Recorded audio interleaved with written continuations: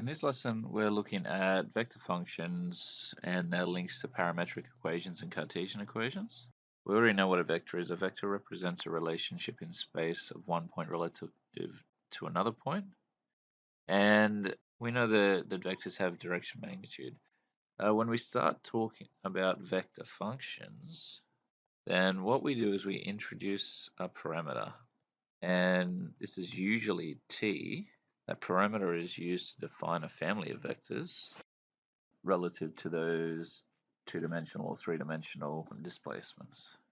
Okay, so really what we're looking at here is still a vector, so we'll say r with respect to t because we've got the parameter t involved. We have an x equation with respect to t in the I direction, and we have a y equation with respect to t in the j direction. So really what we're looking at is something along these lines. So r with respect to t is equal to 2 plus t in the I direction, and let's say 5 take t in the j direction.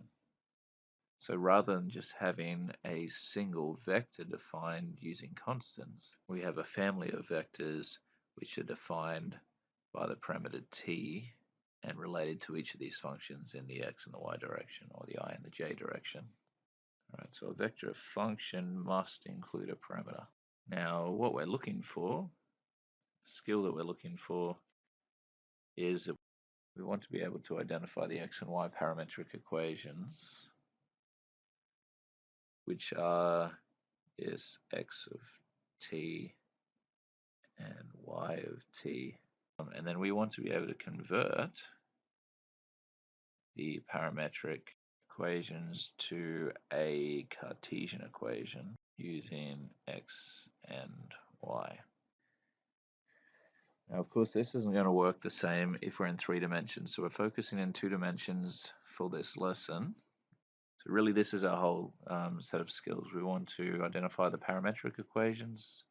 And parametric equations really are just those equations involving that parameter, t. And then we want to convert the parametric equation to a Cartesian equation.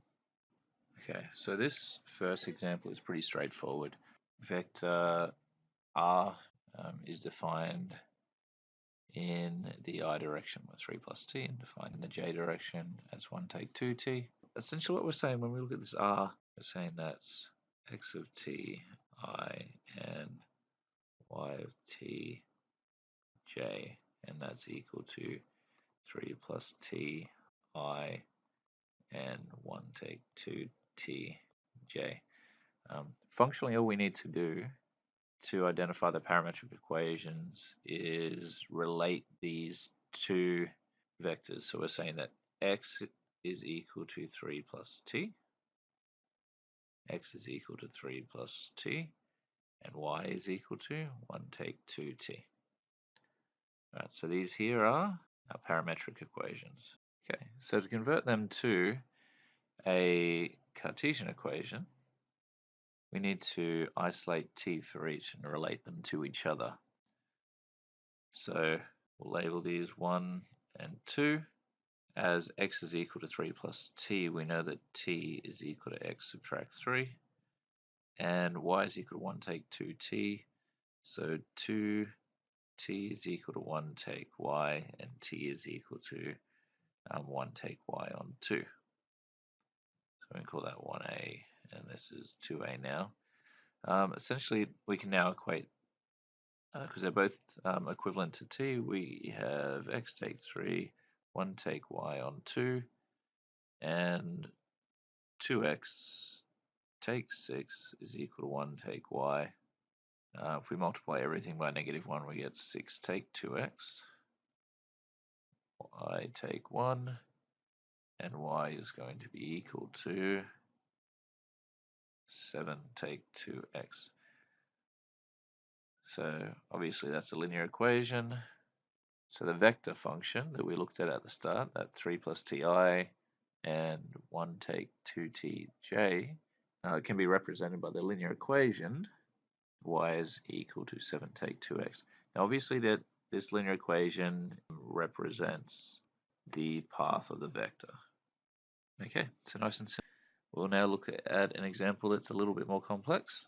Okay, so this time we're looking at a vector.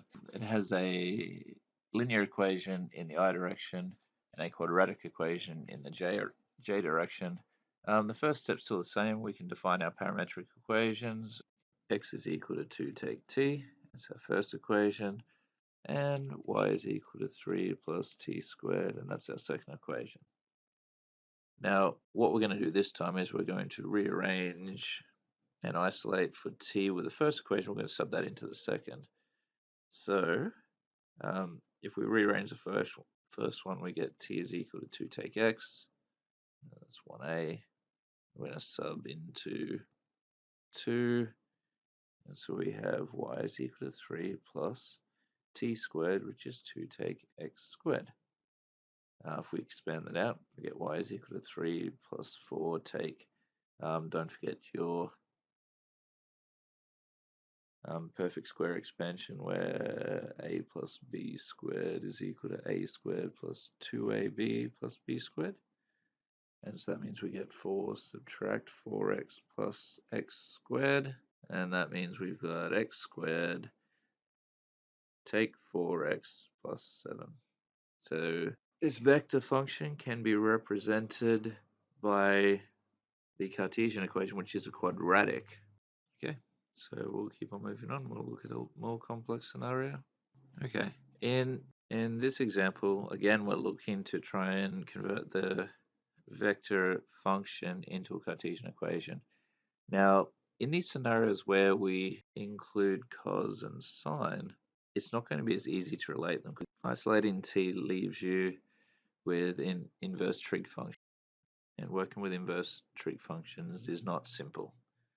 So we have another way, and if we think about it, if we can utilize the fact that with the Pythagorean identity, sine squared t and cos squared t will be equal to 1, that will allow us to remove those components at parameter t.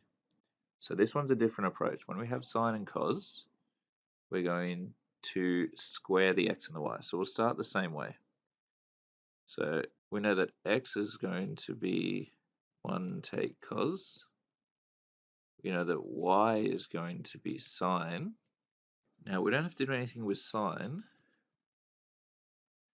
but we can say that cos t is equal to 1 subtract x.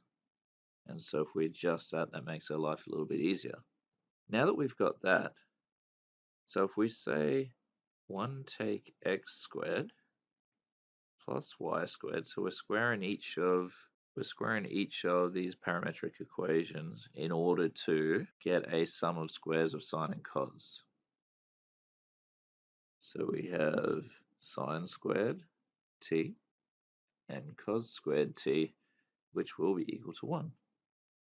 1 take x squared plus y squared. And now we can expand out and simplify to get our equation. So we've got y squared is equal to 1 subtract 1 take x squared. 1 subtract 1 take 2x plus x squared. And so y squared is equal to 1 take 1 plus 2x take x squared. And we're left with the simplified function 2x take x squared. So again, a little bit more complex, but as long as we apply that Pythagorean identity, still quite doable. Okay, so in this example, this time we've got a cos squared and sine squared. Start the same way. X is equal to cos squared t, y is equal to sine squared t. And because we're already in that squared form, and we know the sum of sine squared plus cos squared or cos squared plus sine squared is equal to 1, if we just go x plus y here, then we end up with sine squared plus cos squared, and that's 1. So x plus y is equal to 1, or y is equal to 1 take x. If you think about each of these problems, you will get to a point where it's quite fluent and simple to identify the process you need to follow. Okay, and for our last example, we'll look at another one with cos and sine. The difference is now they've got different coefficients as well. So x is equal to 1 take 2 cos t, and y is equal to 3 sine t. Now I'll write them like that because I know I'm going to have to rearrange both. 1, 2. We have 2 cos t is equal to 1 take x, and cos t is 1 take x on 2. Now if we do a similar thing with sine, we end up with sine t is equal to y over 3. So same idea, sine squared plus cos squared will be 1 take x squared on 2 squared, and y squared on 3 squared. We end up with an equation that is 1 take x squared on 4 plus y squared on 9 and equal to 1. Now functionally that's the same as looking at x take 1 squared on 4, y squared on 9 is equal to 1, which is in the form of an ellipse. Right, so that concludes the lesson. Hopefully those examples will be useful, and you should be comfortable with the idea of vector functions and the conversion through to parametric equations and Cartesian equations.